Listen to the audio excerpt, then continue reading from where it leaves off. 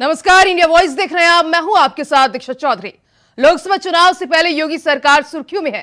शनिवार को university of London से जुड़े प्रोफेसर एन जॉन कॉम का ट्वीट सामने आया है। उन्होंने लिखा कि भारत योगी आदित्यनाथ को फ्रांस दंगे को काबू करने के लिए भेज दे। अगले 24 घंटे में दंगा कंट्रोल हो जाएगा। हालांकि फैक्ट चेकर्स इस अकाउंट को फेक भी बता रहे हैं। दावा कर रहे हैं कि ये ट्विटर हैंडल नरेंद्र विक्रमादित्य यादव नाम शख्स चलाता है। वह पहले धोखाधड़ी के मामले में गिरफ्तार हो चुका है। वहीं ट्वीट के सामने आने के कुछ घंटे बाद ही सीएम योगी के ऑफिस ने रिट्वीट कर जवाब दिया है। इसमें लिखा है कि जब भी विश्व के किसी भी हिस्से में उग्रवाद दंगे भड़काता है, अराजकता फैलती है और कानून व्यवस्था की स्थिति उत्पन्न होती है तो दुनिया संभावना तलाशती है। यूपी के सीएम द्वारा स्थापित कानून व्यवस्था के परिवर्तनकारी योगी मॉडल के लिए तरसती है। तो पेरिस में हिंसा के बीच योगी मॉडल की डिमांड बढ़ गई है। योगी को फ्रांस भेज दो, क्या ऐसा ट्वीट किया गया एक शख्स ने। इसके साथ ही उसने कहा कि 24 घंटे में दंगा खत्म कर देंगे सीएम योगी।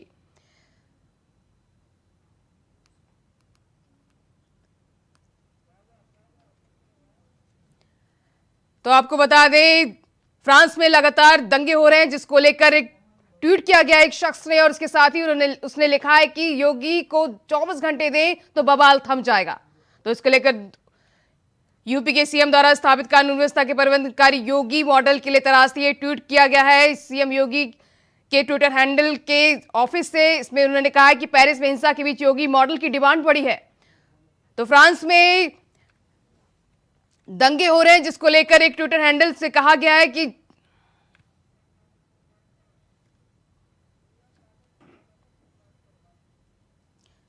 तो इस खबर पर ज्यादा जानकारी के लिए हमारे संवाददाता प्रियम पाठक जुड़ चुके हैं। तो प्रियम, लगातार विदेशों में भी सीएम योगी का डंका बज रहा है, उनकी भी मांग हो रही है। बिल्कुल, देखिए जिस तरीके से फ्रांस के अंदर एक किशोरी की हत्या के विरोध में बड़ा प्रदर्शन जो है वो देखने को मिला है। 875 लोगों को इस पूरे मामले को लेकर जो है वो गिरफ्तार किया गया है। प्रदर्शनकारियों की जो झड़प हुई घटनाओं में 200 पुलिस अधिकारी जो है उनके घायल होने की बात कही गई है। फ्रांस की राजधानी पेरिस में पुलिस द्वारा एक किशोरी को गोली मारे जाने की घटना के बाद पूरे देश के अंदर बड़ा विरोध प्रदर्शन जो है वो देखने को मिला है और इसी के चलते अब वहां पर मांग हो रही है कि जो प्रदर्शनकारी हैं उनको कंट्रोल करने के लिए जो है वो योगी आदित्यनाथ को जो है वो फ्रांस भेज दिया जाए। फ्रांस के गंभीर हालात के बीच में यूरोप के डॉक्टर और प्रोफेसर एन जॉन कैम ने भारत से मांग की है कि वो फ्रांस में दंगों की स्थिति से निपटने के लिए उत्तर प्रदेश के सीएम योगी को भेजे। उन्होंने ट्वीट कर कहा है कि भारत को फ्रांस में दंगों की स्थिति को नियंत्रण करने के योगी आदित्यनाथ को अवश्य भेजना चाहिए। 24 घंटे के अंदर वो सब कुछ ठीक कर देंगे। तो लगातार सीएम योगी का एक्शन जिस तरीके से उत्तर प्रदेश के अंदर हावी रहा है, जो चाहे वो दंगाइयों की बात हो या फिर अन्य बवालियों की बात हो, सीएम ने जिस तरीके से कार्रवाई करी है, उनका बुलडोजर चलाया के साथ कहीं न कहीं उसकी चर्चा जो है वो फ्रांस तक हो रही है। और फ्रांस के अंदर जब इस तरीके की घटना हो रही तो वहां पर भी लोगों की तरफ से ये मांग की जा रही है कि वहां पर योगी आदित्यनाथ को भेजा जाए। तो ये साफ तौर पर एक मैसेज है और कहीं ना कहीं इस बात का प्रूफ भी है किस तरीके से लोगों ने उत्तर प्रदेश सरकार के जो एक्शन रहे हैं, योगी आदित्यनाथ के जो एक्शन है उनको किस तरीके से पसंद किया है, वो कितना चाहते हैं कि इस तरीके से एक्शन पर जो है जिस तरीके से कहीं बवाल हो, घटनाएं हो, तो उस पर कार्रवाई की जाती रही है 2017 के बाद उत्तर प्रदेश के अंदर, तो वो कहीं ना कहीं चर्चा का विषय बनी है और इसीलिए साफ तौर पर कह सकते हैं इस तरीके की मांग जो है वो देखने को मिल रही है। प्रियम, उधर असदुद्दीन ओवैसी ने भी सीएम योगी पर निशाना साधा है। उन्होंने ट्वीट कर कहा है कि झूठे एनकाउंटर और गैर कानूनी बुलडोजर कार्रवाई और कमजोरों को निशाना बनाना कोई परिवर्तन नीति नहीं है, ये जरूरत का विनाश है। देखिए, बिल्कुल इस तरीके के आरोप देखिए सत्ता पक्ष और विपक्ष की बात है तो जाहिर सी बात है कि उसमें इस तरीके के मतभेद हमेशा ही लोकतंत्र के अंदर देखने को मिलते हैं और शायद ये लोकतंत्र की खूबसूरती है। हालांकि अगर आप बात करें तो जरूर ओवैसी की तरफ से इस तरीके के आरोप लगाए गए हैं। विपक्ष के जो अन्य नेता हैं वो भी लगातार उत्तर प्रदेश के अंदर सरकार की तरफ से जो कार्रवाई करी गई है, जो एक्शन किए गए हैं, उनको लेकर वो सवाल उठाते रहे हैं। लेकिन फिलहाल अभी फ्रांस के अंदर जिस तरीके से हालात बिगड़े हैं वहां पर इस तरीके की मांग होना, बाकायदा ट्वीट करके इस तरीके की मांग करना, तो वो कहीं ना कहीं इस और इशारा करता है कि उत्तर प्रदेश सरकार की तरफ से जो कार्रवाई करी गई है उसका कितना व्यापक असर जो है वो लोगों के बीच में देखने को मिला है, एक बेहतर मैसेज क्या है और लोग इस तरीके की डिमांड करते हुए नजर आ रहे हैं। तो प्रियम, विदेशों में भी अब सीएम योगी आदित्यनाथ की डिमांड हो गई है, उनके योगी मॉडल के लिए दुनिया तरस रही है। तो तमाम जानकारी साझा करने के लिए प्रियम आपका बहुत बहुत शुक्रिया।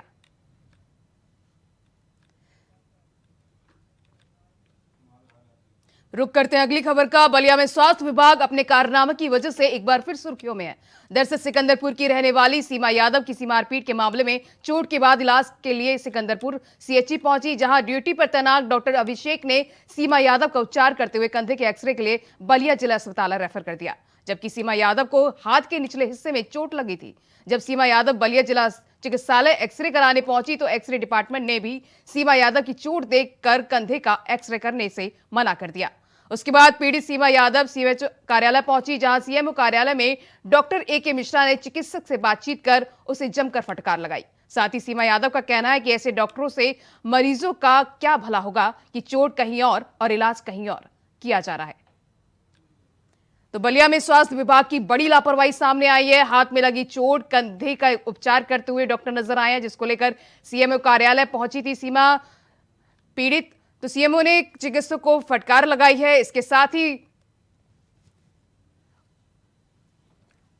तो बलिया से स्वास्थ्य विभाग की बड़ी लापरवाही सामने आई है।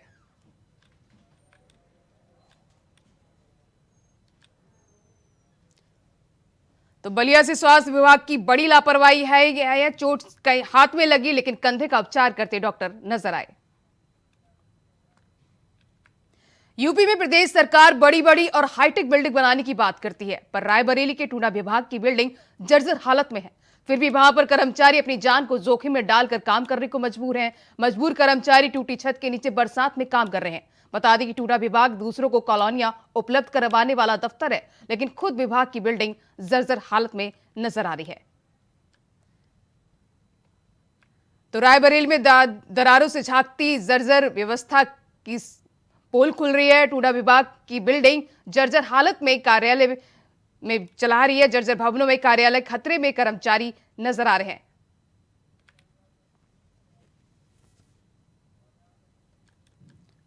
उधर अलीगढ़ के रोमा में एक साधु की गला घोंटकर हत्या कर दी गई, जिससे इलाके में सनसनी फैल गई। हत्या के बाद ग्रामीणों में आक्रोश है। सूचना पर पहुंची पुलिस को पटना स्थल से शव को आग लगाने के साक्ष्य मिले हैं। पुलिस मामले की जांच में जुट गई। ये मामला गंगरी थाना इलाके के नौगवा गांव के बताया जा रहा है। तो अलीगढ़ में साधु की गला घोंटकर हत्या की गई है, जिसके बाद इलाके में सनसनी फैल गई है। पुलिस ने घटनास्थल पर पहुंचकर सबूत इकट्ठा किए हैं। तो अलीगढ़ से यह खबर सामने आई है, जहां पर एक साधु की गला घोंटकर हत्या कर दी गई है, जिसके बाद से इलाके में सनसनी फैल गई है। सूचना पर पहुंची पुलिस प्रशासन लगातार मामले की जांच पड़ताल कर रही है। इसके साथ ही पुलिस को घटनास्थल से सबूत भी मिले हैं, जिसकी जांच पड़ताल के लिए पुलिस जुट चुकी है।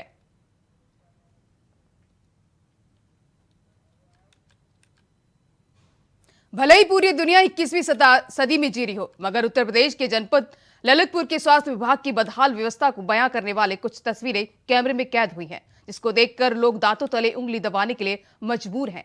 आपको बता दें कि सामुदायिक स्वास्थ्य केंद्र में आज भी टॉर्च की रोशनी में प्रसूताओं का उपचार होता है, जहां सीएचसी बार में महिलाओं की डिलीवरी और उपचार के लिए मेटर्निटी विंग बनाया गया है, लेकिन बिजली व्यवस्था उचित न होने के कारण टॉर्च के सहारे इलाज किया जा रहा है। यही नहीं, अस्पताल का हाल भी बेहाल है। तो ललितपुर में अस्पताल का हाल बेहाल है। स्वास्थ्य विभाग की बिजली व्यवस्था बदहाल नजर आ रही है। टॉर्च की रोशनी में प्रसूताओं का उपचार किया जा रहा है। तो ललितपुर से ये अस्पताल का बेहाल नजर आ रहा है। स्वास्थ्य विभाग की पोल खुलती नजर आ रही है। इसके साथ ही बिजली की टॉर्च में प्रसूताओं का इलाज हो रहा है।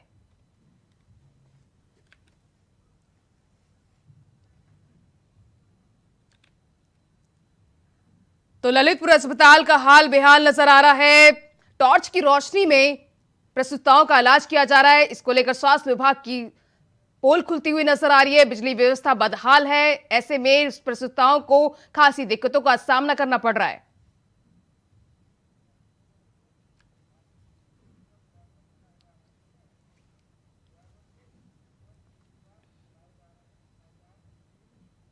सीधे लिए चलते हैं आपको ग्वालियर, जहां से सीएम अरविंद केजरीवाल संबोधित कर रहे हैं। सिसोदिया को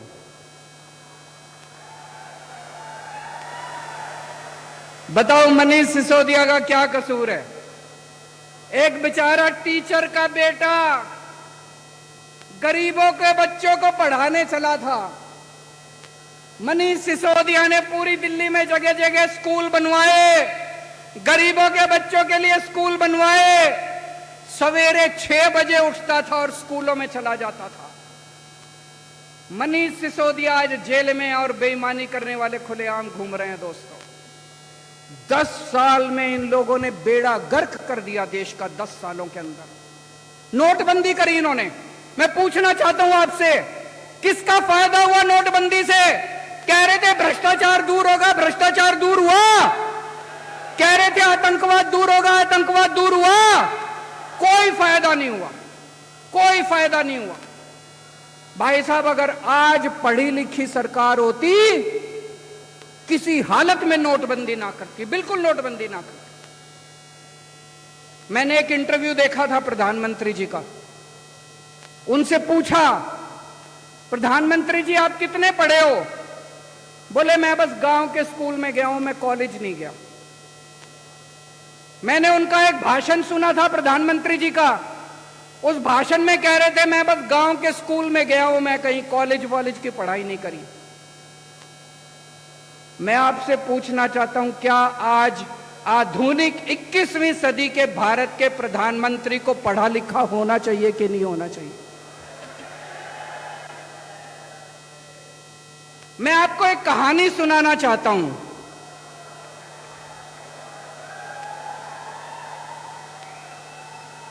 कहानी का नाम है चौथी पास राजा। यह कहानी ये दिखाती है कि अगर किसी देश का राजा अनपढ़ हो, अगर किसी देश का राजा भ्रष्ट हो, अगर किसी देश का राजा अहंकारी हो, तो एक महान देश भी कैसे डूब जाता है। यह कहानी ये दिखाती है। एक बहुत महान देश था, बहुत महान देश था। उस देश में एक गांव में एक बहुत गरीब परिवार में एक बच्चे का जन्म हुआ। तो गांव में जैसे बच्चे का जन्म होता है, हर गांव का एक ज्योतिषी होता है, एक पंडित होता है। वो ज्योतिषी आया, उसने बच्चे की कुंडली बनाई। बच्चे की कुंडली बना के ज्योतिषी बोला, माई तेरा बेटा बड़ा होके बहुत बड़ा सम्राट बनेगा। मां बोली, मैं तो एक बहुत गरीब औरत हूं, मेरा बेटा सम्राट कैसे बनेगा? ज्योतिषी बोला, नहीं माई, इसके बच्चे की कुंडली में लिखा है। बच्चा धीरे धीरे बड़ा होने लगा। उसे गांव के स्कूल में भर्ती करा दिया। बच्चे का पढ़ने लिखने में मन नहीं लगता था। किसी तरह से मुश्किल से उसने चौथी पास करी। मां ने स्कूल से नाम कटा दिया। बोला थोड़ी कमाई करके लाएगा, घर का खर्चा चलेगा। घर के पास एक रेलवे स्टेशन था। रेलवे स्टेशन पे बच्चा जाके चाय बेचने लगा।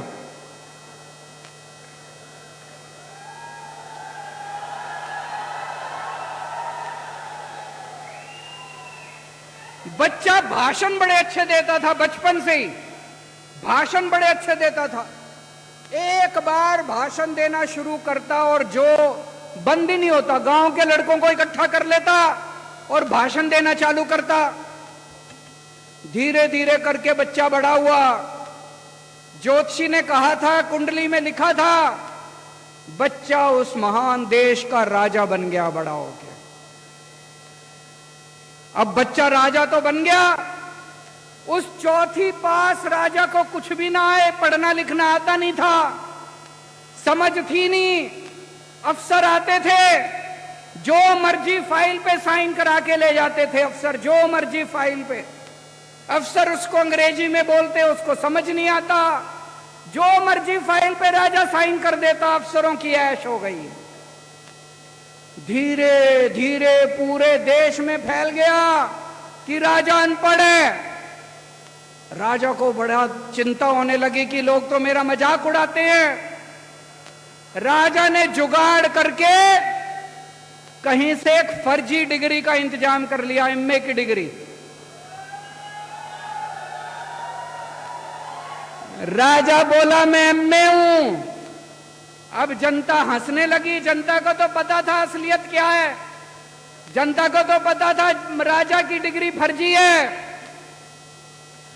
दोस्तों, धीरे धीरे लोग उसके पास आते और उसे बेवकूफ बना के जो मर्जी करके चले जाते। एक दिन कुछ लोग आए, बोले महाराज नोटबंदी कर दो, आप जैसा इतना बड़ा राजा ही नोटबंदी कर सकता है।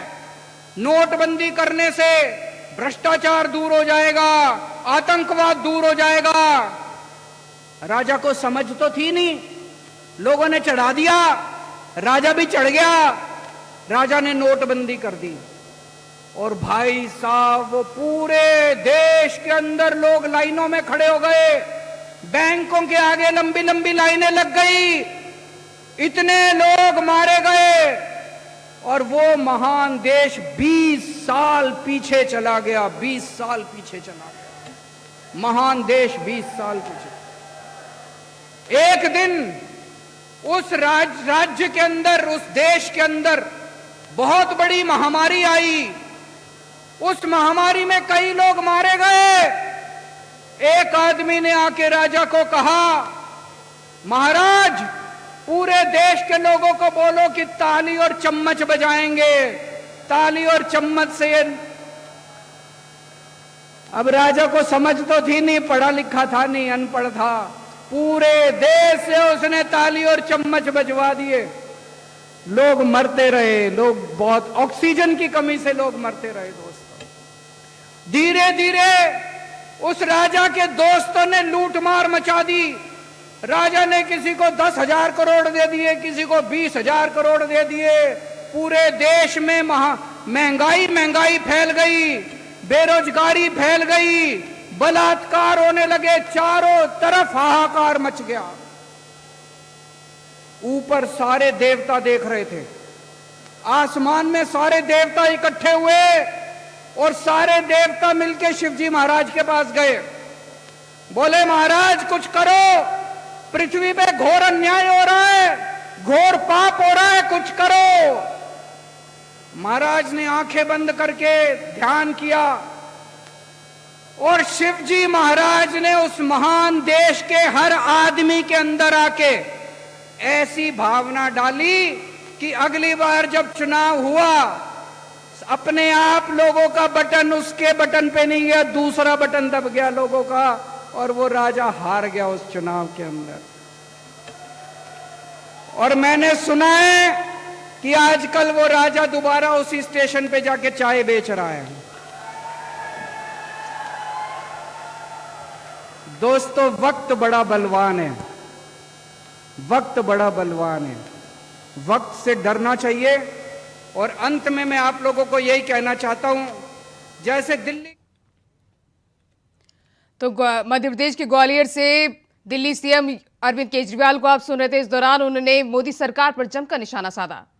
तो बढ़ते हैं अगली खबर की ओर। पीलीभीत में दहेज की मांग को लेकर एक विवाहिता की हत्या कर दी गई, जहां उसका शव फांसी के फंदे से लटका बरामद किया गया। आपको बता दें कि घटना के बाद विवाहिता के मायके पक्ष ने ससुराल वालों पर दहेज की मांग को लेकर हत्या का आरोप लगाया है। दरअसल हिंदू रीति रिवाज से 5 महीने पहले ही शादी हुई थी। साथ ही दहेज की मांग को लेकर मृतक लक्ष्मी के साथ मारपीट भी की जाती थी। तो दहेज की मांग को लेकर विवाहिता की हत्या का मामला सामने आया है। पीलीभीत से फांसी के फंदे पर लटका शव मिला है। 5 महीने पहले ही शादी हुई थी।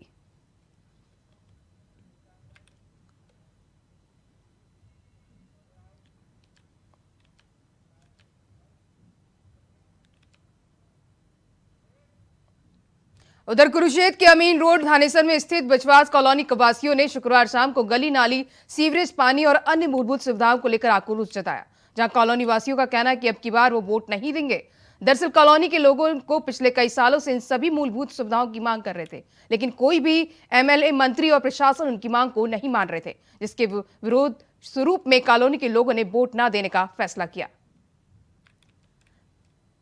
तो कुरुक्षेत्र में लोगों ने वोट ना करने की अपील की है। इसके साथ ही उन्होंने कहा है कि अगर नदी नाले नहीं साफ नहीं बनेंगे तब तक वो वोट नहीं देंगे। तो सीधे आपको लिए चलते हैं मध्य प्रदेश के शहडोल से, जहां पीएम मोदी संबोधित कर रहे हैं। मैंने वहां इससे जुड़े कई अभियान शुरू किए। जब प्रधानमंत्री बनने के बाद मैं जापान की यात्रा पर गया तो मैंने वहां नोबेल पुरस्कार जीतने वाले एक वैज्ञानिक से मुलाकात की। मुझे पता चला था कि वो वैज्ञानिक सिकल सेल बीमारी पर बहुत रिसर्च कर चुके हैं। मैंने उस जापानी वैज्ञानिक से भी सिकल सेल एनीमिया के इलाज में मदद मांगी। साथियों, सिकल सेल एनीमिया से मुक्ति का यह अभियान अमृत काल का प्रमुख मिशन बनेगा और मुझे विश्वास है जब देश आजादी के 100 साल मनाएगा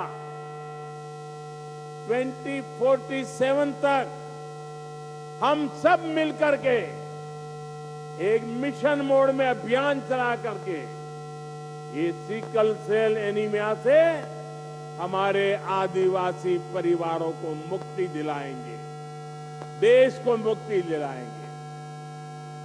और इसके लिए हम सबको अपना दायित्व निभाना होगा। ये जरूरी है कि सरकार हो, स्वास्थ्य कर्मी हो, आदिवासी हो, सभी तालमेल के साथ काम करें। सिकल सेल एनीमिया के मरीजों को खून चढ़ाने की जरूरत पड़ती है, इसलिए उनके लिए ब्लड बैंक खोले जा रहे हैं। उनके इलाज के लिए बोन मैरो ट्रांसप्लांट की सुविधा बढ़ाई जा रही है। सिकल सेल एनीमिया के मरीजों की स्क्रीनिंग कितनी जरूरी है ये आप भी जानते हैं। बिना किसी बाहरी लक्षण के भी कोई भी सिकल सेल का कैरियर हो सकता है। ऐसे लोग अनजाने में अपने बच्चों को ये बीमारी दे सकते हैं। इसलिए इसका पता लगाने के लिए जांच कराना, स्क्रीनिंग कराना बहुत आवश्यक है। जांच नहीं कराने पर हो सकता है कि लंबे समय तक इस बीमारी का मरीज को पता नहीं चले। जैसे अक्सर अभी हमारे मनसुख भाई कह रहे थे कुंडली की बात, बहुत परिवारों में परंपरा रहती है, शादी से पहले कुंडली मिलाते हैं, जन्माक्षर मिलाते हैं। और उन्होंने कहा कि भाई कुंडली मिलाओ या न मिलाओ, लेकिन सिकल सेल की जांच का जो रिपोर्ट है, जो कार्ड दिया जा रहा है, उसको तो जरूर मिलाना और उसके बाद शादी करना। साथियों, तभी हम इस बीमारी को एक पीढ़ी से दूसरी पीढ़ी में जाने से रोका जा सकेगा।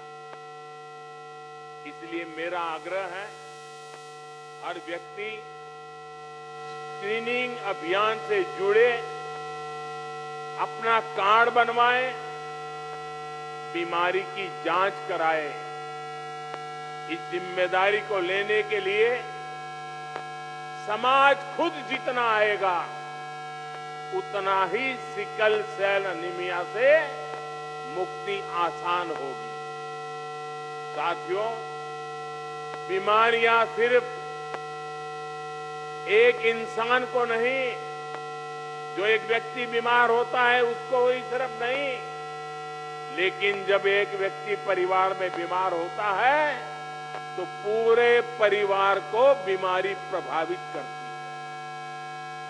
जब एक व्यक्ति बीमार पड़ता है तो पूरा परिवार गरीबी और विवशता के जाल में फंस जाता है। और मैं एक प्रकार से आपसे कोई बहुत अलग परिवार से नहीं आया, मैं आपके बीच से ही यहां पहुंचा हूं। इसलिए मैं आपकी इस परेशानी को अच्छी तरह जानता हूं, समझता हूं। इसलिए हमारी सरकार ऐसी गंभीर बीमारियों को समाप्त करने के लिए दिन रात मेहनत कर रही है। इन्हीं प्रयासों से आज देश में टीबी के मामलों में कमी आई है। अब तो देश 2025 तक टीबी को जड़ से समाप्त करने के लिए काम कर रहा है। साथियों, हमारी सरकार बनने के पहले 2013 में काला जार के 11,000 मामले सामने आए थे। आज ये घटकर 1,000 से भी कम रह गए हैं। 2013 में मलेरिया के 10 लाख मामले थे। 2022 में ये भी घटते घटते 2 लाख से कम हो गए। 2013 में कुष्ठ रोग के 1.25 लाख मरीज थे, लेकिन अब इनकी संख्या घटकर 70-75 हजार तक रह गई है। पहले दिमागी बुखार का कितना कहर था, ये भी हम सब जानते हैं। पिछले कुछ वर्षों में इसके मरीजों की संख्या में भी कमी आई है। ये सिर्फ कुछ आंकड़े नहीं हैं। जब बीमारी कम होती है तो लोग दुख, पीड़ा, संकट और मृत्यु से भी बचते हैं।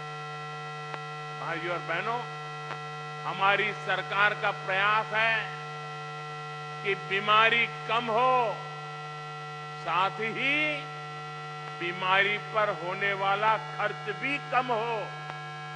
इसलिए हम आयुष्मान भारत योजना लेकर आए हैं, जिससे लोगों पर पड़ने वाला बोझ कम हुआ है। आज यहां मध्य प्रदेश में 1 करोड़ लोगों को आयुष्मान कार्ड दिए गए हैं। अगर किसी गरीब को कभी अस्पताल जाना पड़ा तो ये कार्ड उसकी जेब में दिए गए हैं।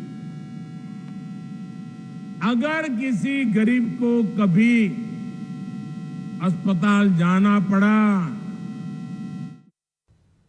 तो मध्य प्रदेश के शहडोल से प्रधानमंत्री नरेंद्र मोदी को आप सुन रहे थे। इस दौरान प्रधानमंत्री नरेंद्र मोदी ने शहडोल से सिकलस लॉन्च किया। इसके साथ ही प्रधानमंत्री ने 1 करोड़ आयुष्मान कार्ड लोगों को वितरित किए।